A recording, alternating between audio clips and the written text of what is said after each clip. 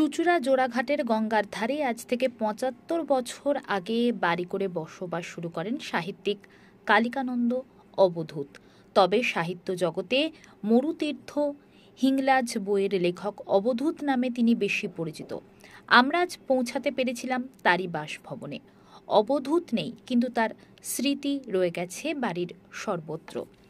নাতি তারাশঙ্কর মুখোপাধ্যায়ের বাড়িতে ব্যস্ত অন্নপূর্ণা পুজো নিয়ে। বেশ নিষ্ঠার সাথেই পুজো চলছে। ব্রাহ্মণের মন্ত্র উচ্চারণে রণিত হচ্ছে বাড়ির চৌদিক। যেখানে আসনে বসে সাহিত্যিক ধ্যানস্থ হতেন, সেখানে কিছু না থাকলেও মরুতীর্থ থেকে আনা ত্রিশূল এখনো পুজোর স্থানে পুজো পাচ্ছে।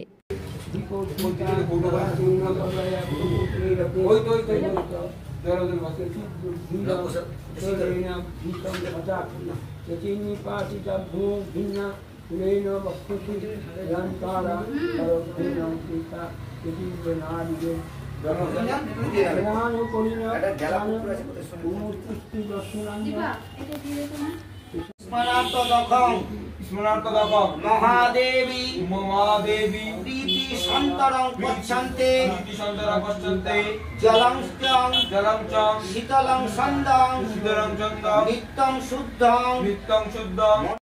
বলুন এই যে সামনে যে ত্রিশূলটা দেখা যাচ্ছে, এটা হচ্ছে হিংলাজ থেকে নিয়ে আসা। এটা একটা মাহাত্ম্য আছে।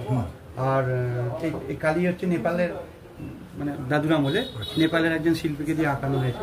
এই বিরল কালী মূর্তি খুব একটা পাওয়া যায় না, এটা উনি নিজে পুজো করতেন।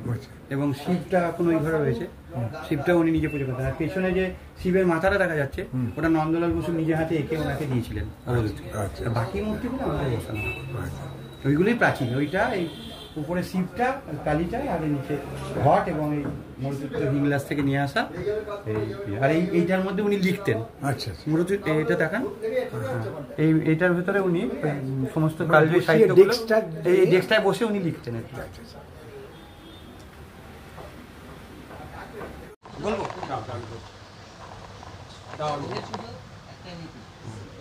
আচ্ছা, আপনার এই বাড়িটা তো একটা বিখ্যাত বাড়ি। হ্যাঁ, বিখ্যাত বাড়ি। হ্যাঁ, চুঁচুড়ার মধ্যে জোড়াঘাটে। হ্যাঁ, আপনার পরিবারের বা যিনি ছিলেন অবধূত, তার বাড়িতে পুজো একটা আলাদা একটা মাত্রা যোগ করে। তাই তো? হ্যাঁ, নিশ্চয়ই। কেমন লাগছে আপনি এই পুজো করে? আপনার কেমন? এখন আগে এটা দাদুর আমলে হতো, পরে বন্ধ হয়ে গেছিলো। আবার এই গত 3 বছর ধরে হচ্ছে। এবং গত বছরটা বন্ধ ছিল কারণ আমার মা মারা গেছিলেন 1 বছর কালষষ্ঠীটাকে, তাই আবার এবার নতুন করে হচ্ছে। এটা যতদিন সম্ভব আমরা করবো আর কি, অবধূতের স্মৃতিটাকে বাঁচিয়ে রাখার জন্য। পরিবারের সবাইকে নিয়ে, হ্যাঁ অবশ্যই। যারা আমাদের পরিবারের যত লোকজন আছে, আশেপাশে যারা আত্মীয় স্বজন বা পাড়া প্রতিবেশী বন্ধু বান্ধব, সবাই এখানে আসবে আর কি। সাহিত্যিক হিসেবে তো আপনার দাদু মানে বিরাট নাম। হ্যাঁ, বিরাট নাম। এবং এখনো পর্যন্ত আমরা ভুলতে পারি না মরুতীর্থ হিংলাজের কথা। এই বাড়িতে সেই জন্যই আমরা এখানে এসেছি। কেমন লাগছে? কারণ 5 জনকে জানানো তো দরকার যে কি মানে কি ব্যাপার বলছেন, বলুন ব্যাপারটা। কল্পিতাং দেবী গৃহীতায়ং নমস্তে প্রার্থয়াম।